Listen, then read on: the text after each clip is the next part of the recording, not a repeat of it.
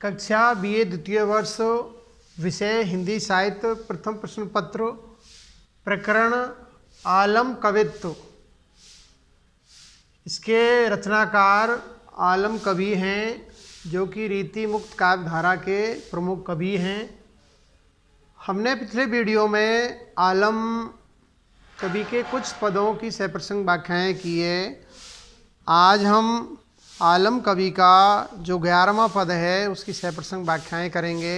तो छात्राएं प्रस्तुत वीडियो को ध्यान से देखें, सुनें, इसका विवेचन विश्लेषण करें और इसको देखने के उपरांत वीडियो को लाइक करें, कमेंट करें, सब्सक्राइब करें। 11वां पद है, पढ़ते हैं।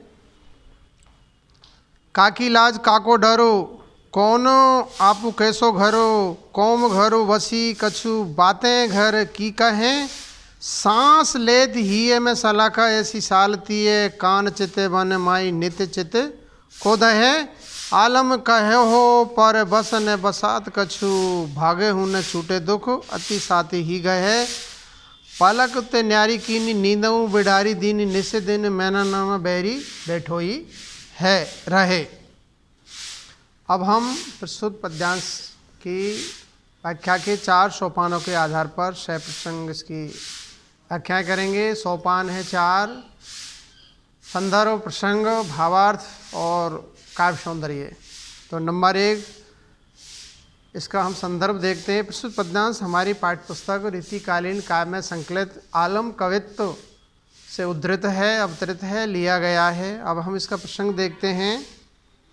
प्रस्तुत पद्यांश में कोई गोपी या किसी गोपी अपनी सखी से कृष्ण से प्रेम करने की व्यवस्था बतलाती हुई चित्रित की गई है कि मैं मजबूर हूँ, मैं हैरान हूँ, मैं न चाहने पर भी कृष्ण के प्रेम को छोड़ नहीं सकती हूँ, क्योंकि कृष्ण में वो अट्रैक्शन है, वो आकर्षण है जिससे कि मैं उनसे प्रेम कहे बगैर नहीं रह सकती।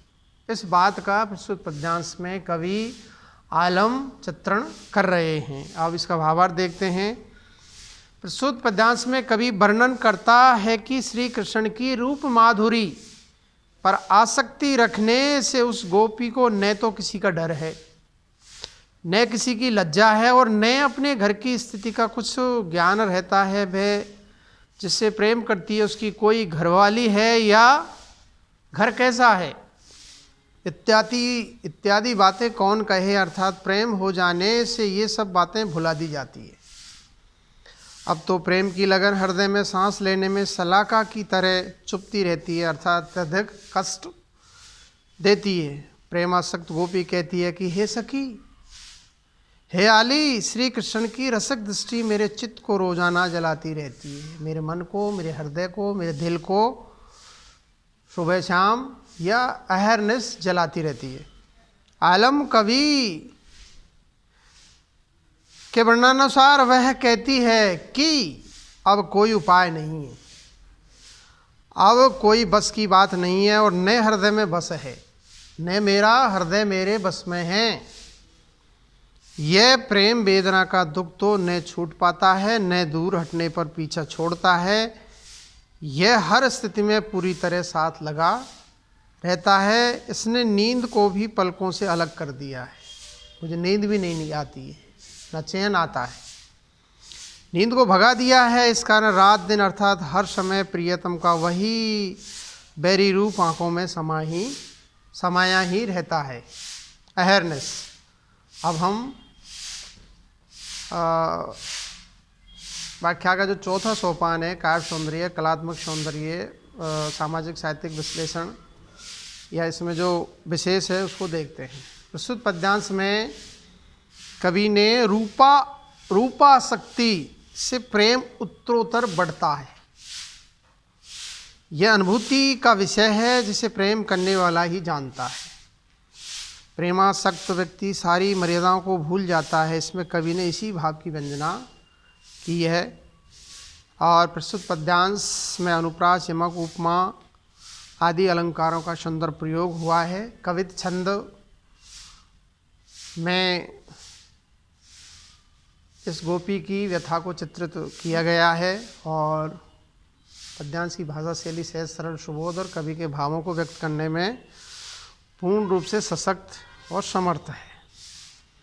अगला 12वां पद है, जुटियाई भौहें मुर चंडी है उचौहे नैना, मेन मद माते पल कन चपलई है कटी गई, छठी पे सिमटी आई छाती ठोर, ठोरते सवारी देख कछु भई है, आलमय उमंगी रूप सोना सर वर भर्यो, पानी पीते काई लरे काई मिटी गई है, झलक सी भई पिए रस पिए रही कीधो, कछु तारो नई अरु नई है। अब हम व्याख्या के 4 सोपानों के आधार पर प्रस्तुत पद्यांश की सप्रसंग व्याख्याएं करेंगे। नंबर 1, संदर्भ। प्रस्तुत पद्यांश हमारी पाठ्य पुस्तक रीतिकालीन काव्य में संकलित आलम कवित्व से उद्धृत है, अवतरित है, लिया गया है। दूसरा, इसका प्रसंग प्रस्तुत पद्यांश में बताया गया है कि नायिका के शरीर में यौवन आने पर उसके शरीर की बनावट में काफ़ी अंतर आ गया है तथा वह प्रियतम के प्रेम रस में निमग्न हो गई है। जैसे जैसे क्या है, नायिका की आयु वो प्रौढ़ अवस्था की ओर, तरुण अवस्था की ओर अग्रसर होती जाती है, वैसे वैसे क्या है उसके शरीर में परिवर्तन होता जाता है। उसका बहुत ही मनोहारी चित्रण प्रस्तुत पद्यांश में कवि आलम कर रहे हैं। अब हम तीसरा सोपान, इसका भावार्थ देखते हैं। प्रस्तुत पद्यांश में कवि आलम वर्णन करते हैं कि बाला के शरीर में किशोर अवस्था के बाद तारुण्य आने पर उसकी भौहें आपस में जुट गई, अर्थात लंबी होकर परस्पर सट गई। उसके नेत्रों ने भी ऐसी उच्च स्थिति धारण कर ली है जिससे वे दूसरों पर अपना मोहिनी प्रभाव डाल सके, यानी नेत्र भी पेने हो गए हैं। कामदेव से अर्थात काम भावना से मदमस्त पलकों में चंचलता या चुलबुलापन आ गया है, यानी काम का उदय हो गया है। इस कारण से उसकी जो पलकें हैं वो चंचल हो गई है, उसकी कमर छटकर पतली हो गई है तथा उसका मांस छाती पर स्तनों के उभार के स्थान पर आ गया है। भाव यह है कि कटी पतली एवं स्तन बड़े हो गए हैं। उसका शरीर सही ढंग से अर्थात यौवन के अनुरूप संवरा जाने से कुछ अनूठा या विशिष्ट सौंदर्य युक्त हो गया है। आलम कवि कहते हैं कि यौवन की उमंगों से परिपूर्ण उसका रूप स्वर्णम सरोवर की तरह भर गया है, सोने की तरह वो निखर गया है। उसमें शाइनिंग, उसमें चमक, उसमें उद्दीप्ति आ गई है, जिसमें पानी की काई की तरह लड़कपन एकदम मिट गया है। वह प्रियतम के प्रेम रस की चमक से कुछ पीली हो गई है, अर्थात चेहरे पर प्रेम रस की चमक स्पष्ट बढ़ने लगी है और उसका यौवन नई आरक्तता या अनुराग युक्त दशा से सराबोर हो गया है, भर गया है। अर्थात यौवन आगमन से नायिका का रूप सौंदर्य कुछ विलक्षण बन गया है। अब ये इसका भावार्थ हो गया। अब हम इसका पद्यांश का कलात्मक सौंदर्य, काव्य सौंदर्य, उसको या फिर सामाजिक साहित्यिक विश्लेषण देखते हैं। प्रस्तुत पद्यांश में नायिका के बढ़ते यौवन को लक्ष्य कर किन्हीं 2 सखियों का परस्पर कथन भी हो सकता है, आपस में चर्चा भी हो सकती है।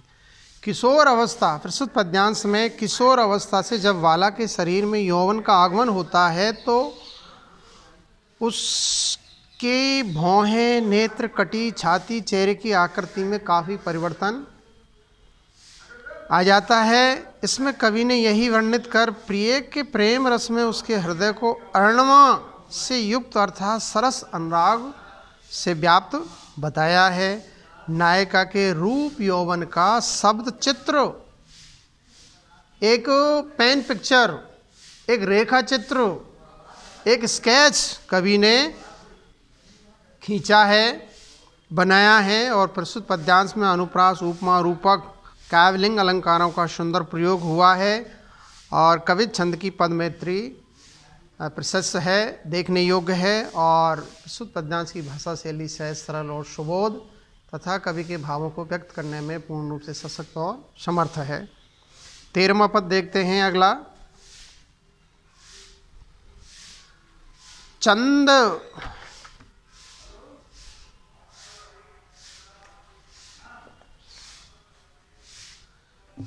चंद को चकोर देखे निसी दिन, कोने लेखे चंद बिन दिन छवि लागत अंधारी है। आलम कहो हो आली, अली फूल हेत चले, कांटे सी कटीली बेली, ऐसी प्रीति प्यारी है। कारो कान कहते गंवारी, ऐसी लागती है, मोई बाकी श्यामताई, लागती उजारी है। मन की अटक तहाँ, रूप को विचारू कहाँ, रीझवे को पेंडो तहाँ, बूझी कुछ न्यारी है। अब हम व्याख्या के 4 सोपानों के आधार पर प्रस्तुत पद्यांश की सप्रसंग व्याख्याएं करेंगे। तो नंबर 1, प्रस्तुत पद्यांश का हम पहले संदर्भ देखते हैं। प्रस्तुत पद्यांश हमारी पाठ्य पुस्तक रीतिकालीन काव्य में संकलित घनानंद कवित्व से उद्धृत है, अवतरित है, लिया गया है। और रीतिकालीन काव्य नामक जो पाठ्य पुस्तक है ये बीए द्वितीय वर्ष के हिंदी साहित्य प्रथम प्रश्न पत्र में सम्मिलित है। और आलम कालीन रीति मुक्त काव्य धारा के प्रमुख कवि हैं। इन्होंने प्रेम की पीड़ा का बहुत ही, या भ्रय पीड़ा का, या भ्रय व्यथा का बहुत ही सुंदर और मनोहारी चित्रण किया है। श्रृंगार रस का बहुत ही अच्छा चित्रण आलम कवि ने अपने कवित्वों में, अपने पदों में किया है। तो ये इसका संदर्भ हो गया। अब हम प्रस्तुत पद्यांश का प्रसंग देखते हैं।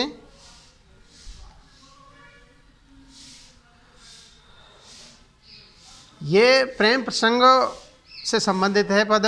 और प्रेम हो जाने पर या मन मोहित हो जाने पर अन्य बाहरी कारणों का कोई महत्व नहीं रह जाता है, सारी बाधाएं समाप्त हो जाती है। इसमें कवि ने इसी स्थिति का चित्रण किया है। अब हम इसका भावार्थ देखते हैं। प्रस्तुत पद्यांश में कवि वर्णन करता है कि चकोर चंद्रमा से प्रेम करता है। चकोर का अनुराग किससे होता है? चंद्रमा से। इस कारण वह रात दिन उसे देखता रहता है। 24 आवर्स अहरनिश निरंतर रात दिन उसे निहारता रहता है, देखता रहता है और अन्य किसी की परवाह नहीं करता है। उसे चंद्रमा के बिना अर्थात चंद्रमा के न दिखाई देने पर दिन का प्रकाश अंधकार में लगता है। आलम कवि के वर्णनानुसार कोई नायिका या सखी कहती है कि हे सखी, भ्रमर फूलों से प्रेम करता है और उन्हीं के लिए चंचल बना रहता है। उसे कांटों से कटीली बेल भी प्रेम के कारण बहुत प्रिय लगती है, सुंदर लगती है, मनभावन लगती है। अर्थात फूल कांटेदार बेलों पर लगते हैं, परंतु भ्रमर भौरा कांटों की चिंता न करके फूलों पर मंडराता रहता है, क्योंकि फूलों से उसे रस मिलता है, फूलों से वो रस चूसता है। इसी प्रकार ग्वाल ने को कृष्ण काला सांवला होने पर भी अच्छा लगता है। वह कहती है कि मुझे तो उन कृष्ण की श्यामता, सांवलेपन में भी उज्ज्वलता या उज्ज्वलता लगती है। अर्थात मन प्रेम से उज्ज्वल निर्मल लगता है। जिस पर मन अटक जाता है, रूप सौंदर्य की आसक्ति बढ़ जाती है, तो फिर मन में उसके भारी सुंदर असुंदर का विचार कहाँ रहता है, उससे कोई मतलब नहीं है। मन ही प्रेमासक्त होता है। मन के रीझने या मोहित होने का रास्ता वहाँ होता है जिसमें कुछ अनोखी समझ रहती है। मन में बोध भाव जागने पर ही प्रेम का उदय होता है, प्रेमासक्ति होने लगती है। तो ये इसका भावार्थ हो गया है। अब चौथा सोपान देखते हैं व्याख्या का। इसका काव्य सौंदर्य, कलात्मक सौंदर्य, साहित्यिक सामाजिक विश्लेषण देखते हैं। इसमें क्या कुछ खास है, कुछ विशेष है। प्रस्तुत पद्यांश में कवि ने वर्णन किया है कि वस्तुतः मन ही प्रेम का कारण होता है। वही प्रेमानुभूति में सुख एवं वेदना का साक्षात्कार करता है। मन की स्थिति को लेकर भक्ति, नीति, रीति से जुड़े हुए कवियों ने भी ऐसे ही विचार व्यक्त किए हैं। और प्रस्तुत पद्यांश में अनुप्रास, यमक, दृष्टांत, रूपक आदि अलंकारों का सुंदर प्रयोग हुआ है और भावाव्यक्ति अनुभूति में है। और प्रस्तुत पद्यांश की भाषा शैली सहज, सरल, सुबोध और कवि के भावों को व्यक्त करने में पूर्ण रूप से सशक्त और समर्थ है। अगला 14वां जो पद है वो परीक्षा की दृष्टि से छात्राएं नोट कर लें, महत्वपूर्ण है, इसको ध्यान से देखें और सुनें। कंचन में आँच गई, चूनो चीनी गारी भई, भूषण गए हैं सब दूषण उतारी ले, बालम विदेश ऐसी बेस में न आगी लागे, जागी जागी उठे हियो वेरे व यार ले, आवो कतो पर धर मांगन है जाती आगी, आंगन में चांदू चीनी गारी चारी झार ले, सांझ भई मौन संज बाती क्यों ने देती हैरी, छाती सो छुबाए दिया वाती आनी बारी ले। अब हम व्याख्या के 4 सोपानों के आधार पर प्रस्तुत पद्यांश की सप्रश्न व्याख्याएं करेंगे। नंबर 1, इसका हम पहले संदर्भ देखते हैं। प्रस्तुत पद्यांश हमारी पाठ्य पुस्तक रीतिकालीन काव्य में संकलित आलम कवित्व से उद्धृत लिया गया है। और ये प्रस्तुत जो पाठ्य पुस्तक है वो BA द्वितीय वर्ष या BA पार्ट 2nd ईयर के हिंदी लिटरेचर या हिंदी साहित्य के प्रथम प्रश्न पत्र में सम्मिलित है। और आलम कवि रीतिकालीन रीति मुक्त काव्य धारा के प्रमुख कवि है, जिन्होंने श्रृंगार रस के दोनों पक्षों का, संयोग श्रृंगार और वियोग श्रृंगार या विप्रलम्ब श्रृंगार का बहुत ही सुंदर, जीवंत, मार्मिक वर्णन अपनी रचनाओं में, चाहे वो माधवा नलकांत कामकंदला हो या सुदामा चरित हो या आलम केली हो, इन रचनाओं में बहुत ही सुंदर चित्रण उन्होंने विरह का किया है, प्रेम का किया है, सौंदर्य, प्रेम सौंदर्य का बहुत ही सुंदर और मनोहारी चित्रण किया है। तो ये इसका संदर्भ हो गया। अब हम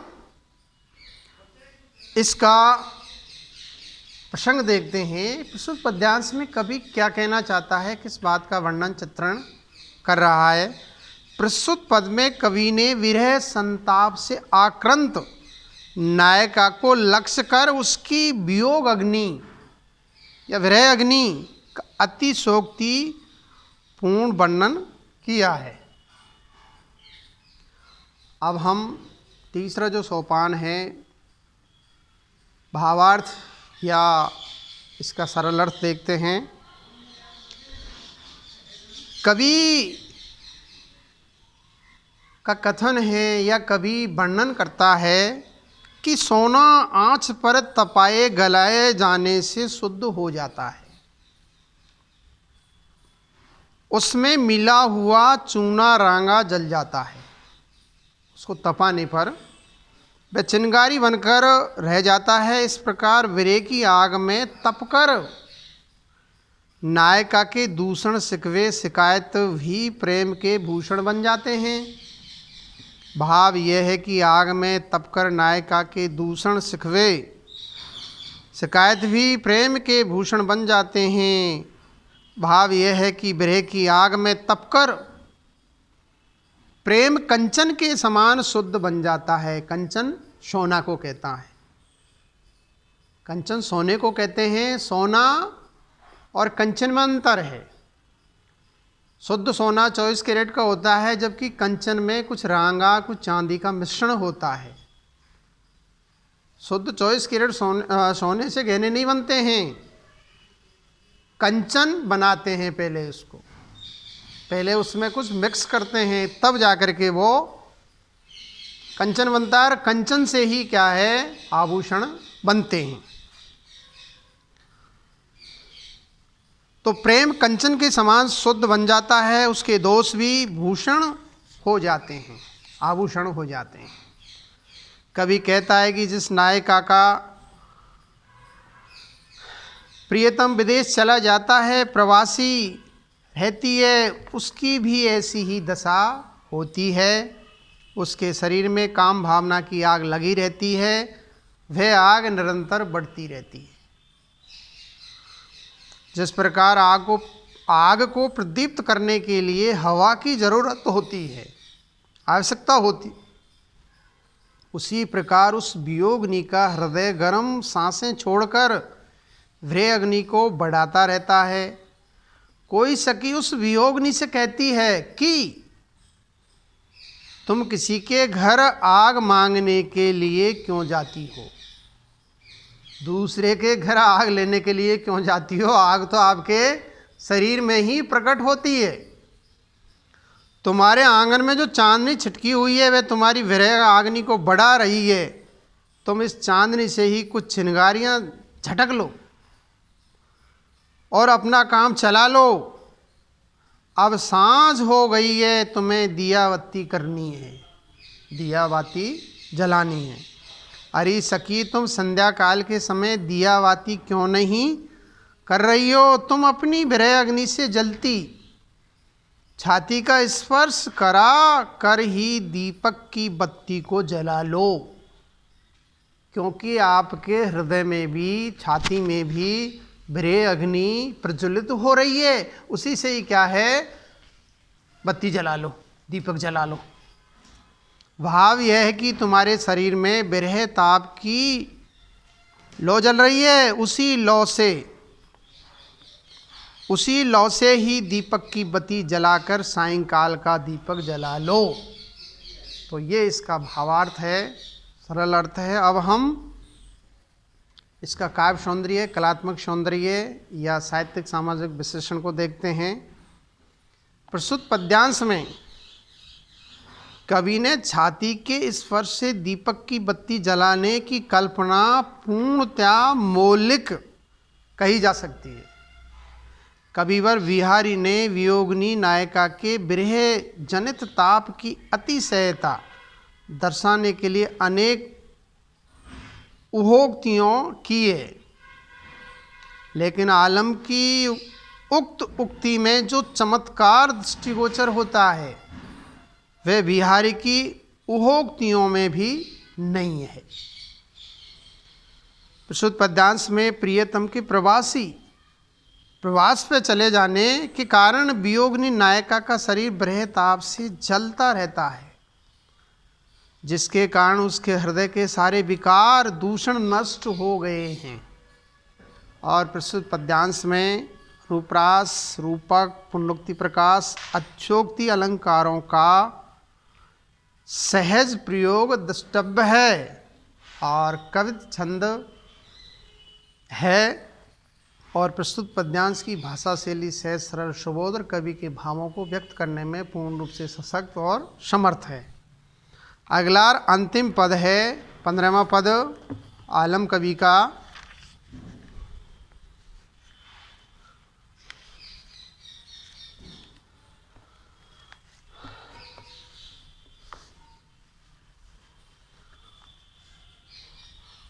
गुण रूप निधान विचित्र वधू, गुण रूप निधान विचित्र वधू, हित प्यारी पिया मधु गंजन की।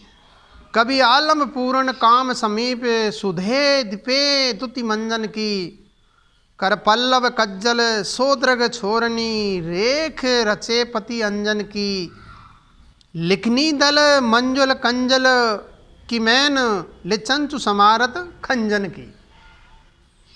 अब हम प्रस्तुत पद्यांश की 4 सोपानों के आधार पर, व्याख्या के जो 4 स्तंभ होते हैं उनके आधार पर प्रस्तुत पद्यांश की सप्रसंग व्याख्याएं करते हैं। तो नंबर 1 इसका संदर्भ, नंबर 2 प्रसंग, नंबर 3 भावार्थ, नंबर 4 काव्य सौंदर्य। तो नंबर 1 देखते हैं, प्रस्तुत पद्यांश संदर्भ को देखते हैं पहले।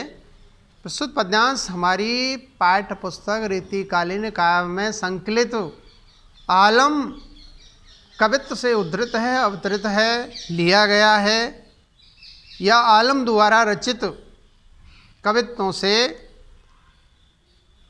उद्धृत है, लिया गया है। रीतिकालीन काव्य नामक पाठ्य पुस्तक बीए द्वितीय वर्ष हिंदी साहित्य के प्रथम प्रश्न पत्र में सम्मिलित है। और आलम कवि रीतिकालीन रीति मुक्त काव्य धारा के प्रमुख कवि है, जिन्होंने प्रेम और सौंदर्य का बहुत ही मनोहारी चित्रण अपनी काव्य कृतियों में किया है। अब हम इसका प्रसंग देखते हैं। प्रस्तुत पद्यांश में किसी मध्य नायिका की चेष्टा का सरस और सुंदर चित्रण कवि आलम ने प्रस्तुत पद्यांश में किया है। अब हम इसका भावार्थ देखते हैं। प्रस्तुत पद्यांश में कवि वर्णन करता है कि वह नायिका, कौन सी नायिका? मुग्धा नायिका। नायिका गुणों और रूप सौंदर्य का भंडार है, खजाना है, अर्थात गुण रूप से संपन्न है तथा बहुत विलक्षण है। वह प्रियतम को अतिशय प्रिय है। जबरदस्त क्या है? अपने प्रियतम को अच्छी लगती है, परंतु मधु सेवन की अवज्ञा भी करती है। कवि आलम कहते हैं कि पति सदा उसके पास रहता है क्योंकि उसमें आकर्षण है, वो बेहद सुंदर है, मधु से युक्त है। इस कारण उसकी सभी इच्छाएं, काम, लालसाएं पूरी हो चुकी है क्योंकि प्रियतम पास है। इस कारण प्रसन्नता से उसके शरीर की कांति बहुत ही उज्ज्वल निर्मल लगती है, बेहद सुंदर लगती है। उसका शरीर सौंदर्य दीप्ति से, सौंदर्य की कांति से या प्रकाश से चमकता रहता है। वह हाथी रूपी पत्ते से नेत्रों के किनारों पर कज्जल की रेखा रचती रहती है, यानी अपनी आँखों में काजल आंचती रहती है, लगाती रहती है। इस तरह वह देखने में प्रियतम को मन भावन, मन को अच्छी लगती है। वह कमल पत्र रूपी कलम से नेत्र रूपी खंजन की चोंच संवारती रहती है। उसके नेत्र क्या है? खंजन पक्षी से भी ज़्यादा सुंदर है। इसके लिए वह सुंदर कमल दल को लेकर काम भावनाओं का प्रसार करती रहती है, फैलाती रहती है, चारों प्रचार प्रसार करती रहती है। तो ये इस पद्यांश का भावार्थ है। अब चौथा जो व्याख्या का सोपान है, काव्य सौंदर्य, कलात्मक सौंदर्य, साहित्यिक सामाजिक विश्लेषण, या प्रस्तुत पद्यांश में क्या विशेष है उसकी ओर हम दृष्टिपात करते हैं। प्रस्तुत पद्यांश में कवि आलम ने नायिका के सौंदर्य विलास का चित्रण मनोभावों पर आधारित किया है। रूप सौंदर्य की व्यंजना हुई है और प्रस्तुत पद में अनुप्रास, रूपक, परिकर, उपमा, पर्यायोक्त अलंकार का सुंदर चित्रण हुआ है और छंद सवैया है। और प्रस्तुत पद्यांश की भाषा शैली सहज, सरल, सुबोध और कवि के भावों को व्यक्त करने में पूर्ण रूप से सशक्त और समर्थ है। ये आलम कवि के जो संपूर्ण पद हैं उनकी हमने सप्रसंग व्याख्याएं कर ली है। आगे हम रीतिकालीन काव्य जो पुस्तक है उसमें अंतिम कवि है पद्माकर। कल हम या अगले वीडियो में हम पद्माकर का व्यक्तित्व, कृतित्व और उनके द्वारा विरचित पदों की हम सप्रसंग व्याख्याएं करेंगे। आज इतना ही। धन्यवाद। नमस्कार।